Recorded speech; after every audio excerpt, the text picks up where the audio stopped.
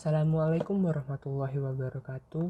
Om Swastiastu, Namo Buddhaya, salam kebajikan. Salam sejahtera bagi kita semua. Kami dari kelompok 5 akan menjelaskan materi pertemuan ke-13 bela negara yang bertema anti korupsi. Pertama-tama perkenalkan, nama saya Danang Kesatria Wicaksono, NPM 190410100104, beserta 4 anggota yang lainnya bernama Prayogi Edi Saputro 190410101069, Rozi Akbar NPM 1904101099, Muhammad Farhan Diki Samudra NPM 1904101092, Fajar Zakli NPM 190410100123. Apa itu korupsi? Menurut Kamus Besar Bahasa Indonesia, korupsi adalah penyelewengan atau penggelapan uang negara atau perusahaan dan sebagainya untuk kepentingan pribadi maupun orang lain.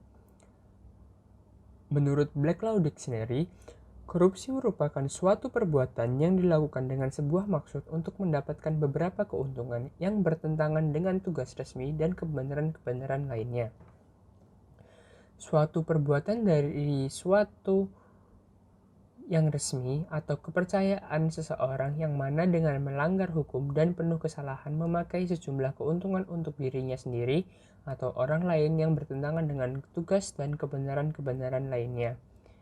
Menurut Undang-Undang Nomor 31 Tahun 1999 Pasal 3, korupsi yaitu setiap orang yang dengan tujuan menguntungkan diri sendiri atau orang lain atau korporasi menyalahgunakan kewenangan, kesempatan, atau sarana yang ada padanya karena jabatan atau kedudukan yang dapat merugikan keuangan negara atau perekonomian negara.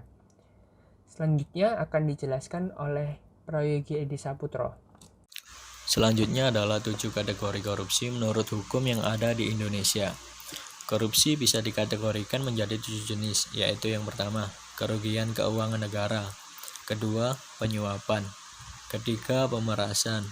Keempat, penggelapan dalam jabatan. Kelima, kecurangan. Keenam, benturan kepentingan dalam pengadaan barang dan jasa. Dan yang ketujuh adalah gratifikasi. Ciri-ciri tindak pidana korupsi sendiri menurut Syed Hussein Alatas antara lain sebagai berikut. Korupsi senantiasa melibatkan lebih dari satu orang. Korupsi pada umumnya dilakukan secara rahasia, kecuali korupsi itu telah merajalela dan begitu dalam, sehingga individu yang berkuasa dan mereka yang berada dalam lingkungannya tidak tergoda untuk menyembunyikan perbuatannya. Korupsi melibatkan elemen kewajiban dan keuntungan timbal balik. Kewajiban dan keuntungan yang dimaksud tidak selalu berupa uang. Mereka yang mempraktikkan cara-cara korupsi biasanya berusaha untuk menyelubungi perbuatannya dengan berlindung di balik pembenaran hukum. Mereka yang terlibat korupsi menginginkan keputusan yang tegas dan mampu untuk mempengaruhi keputusan-keputusan itu.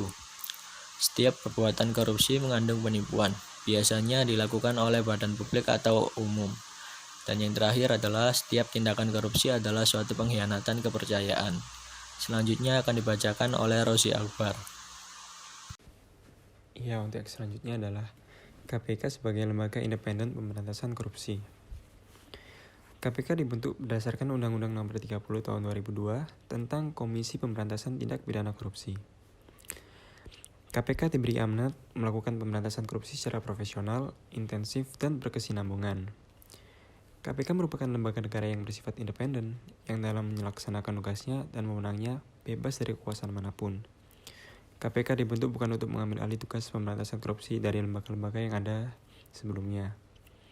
Penjelasan undang-undang menyebutkan peran KPK sebagai trigger mechanism yang berarti mendorong atau sebagai stimulus agar upaya pemberantasan korupsi oleh lembaga-lembaga yang telah ada sebelumnya menjadi lebih efektif dan efisien.